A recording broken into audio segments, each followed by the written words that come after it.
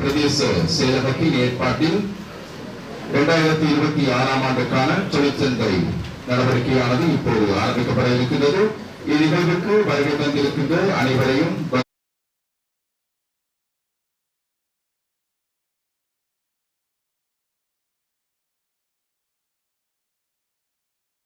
அபிவிருத்தி உத்தியோகத்தர் திருமதி துளசிகுமாரி அவர்களை அன்போடு அழைத்திருக்கிறோம்.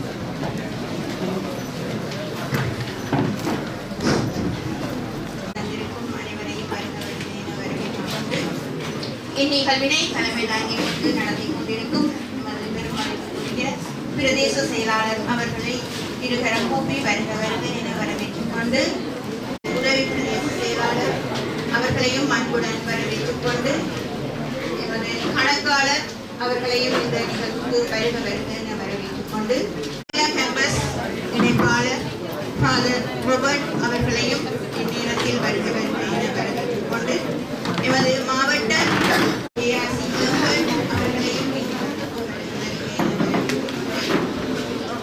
தொடர்ந்து எமது பிரதேச செயலகர் மனிதவள இந்நிகழ்வின் பங்குதாரர்களாக இருக்கும் தொழில் நிறுவனங்கள் மற்றும் கல்வி நிறுவனங்களில் இருந்து வந்திருக்கும் அனைத்து பிரதிநிதிகளையும் இந்நிகழ்வின் மீண்டும் மீண்டும் அன்புடன் வருக வருகை என வரவேற்றுக் கொண்டு இந்நிகழ்விலே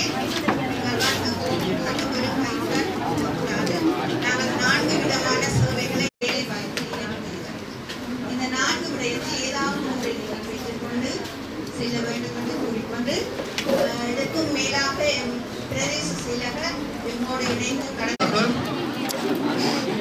நிகழ்ச்சி தொடர்பான விளக்கங்களை வழங்குவதற்காக நாம் அன்போடு அழைத்திருக்கின்றோம் மனிதவள மாவட்ட இணைப்பாளர் திருமதி ஜிஆர்சி அவர்களை.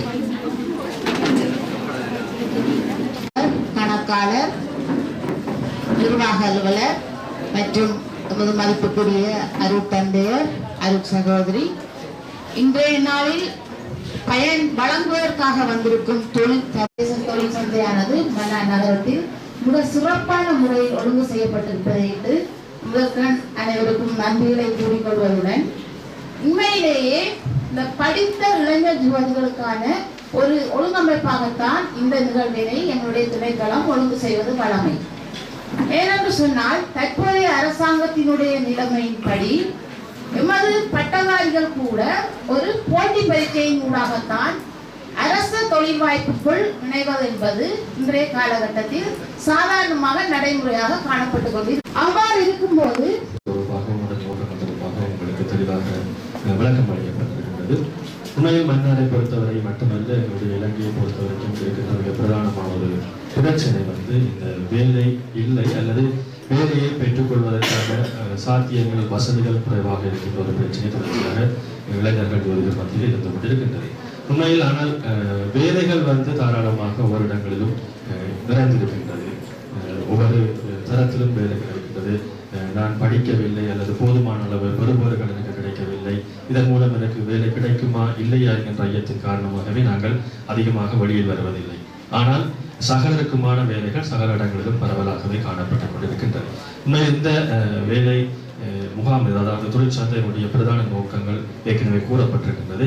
இதில் நீங்கள் 3 விடயங்களை முக்கியமாக அவதானித்துக் கொள்ளுங்கள். ஒன்று, எனக்கு என்ன வேலை சரியாக இருக்கும் என்பதை அடையாளப்படுத்திக் கொள்வது 3வது பிரதான நோக்கம்.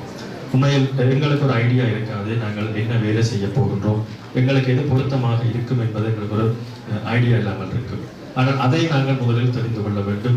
என்னுடைய தகவமைக்கு எந்த வேலை பொருத்தமாக இருக்கும் என்பதை நாங்கள் அடையாளப்படுத்திக் கொள்ள வேண்டும். இரண்டாவது அந்த வேலை எங்கே இருக்கின்றது என்பதை நாங்கள் கண்டுகொள்வது அவசியம். எனது தகுதிக்கு அல்லது எனக்கு பொருத்தமான வேலை, அதாவது நான் எதற்கு பொருத்தமானவர் என்பதை உணர்ந்து அந்த வேலை எங்கே இருக்கின்றது என்பதை அறிந்து கொள்வது இரண்டாவது சவால். ஆகவே அதனும் நாங்கள் இங்கே ஏற்பாடு செய்திருக்கின்றோம். 3வது விடயம், அந்த வேலையில் தொடர்ச்சியாக நாங்கள் எவ்வாறு செயற்படுவது. எடுத்த உடனே உண்மையில் நாங்கள் எதிர்பார்ப்பது மிகப்பெரிய சம்பளத்தில் மிக கவர்ச்சிகரமான வேலைகள் எங்களுக்கு உடனடியாக கிடைக்க வேண்டும் என்பது உண்மையில் எங்களை பொறுத்தவரைக்கும் அந்த சந்தர்ப்பம் மிக குறைவாகத்தான் இருக்கிறது. ஆகவே நாங்கள் எங்களுடைய கிடைக்கின்ற வேலைகளை வைத்து எங்களுடைய தகவல்களை வளர்த்துக் கொண்டு அதன் மூலம் எங்களுடைய வேலை தகுதிகளை வேலைகளை வளர்த்துக் கொள்வதற்கான சாத்தியங்களை நாங்கள் உருவாக்கி கொள்வது வேண்டும்.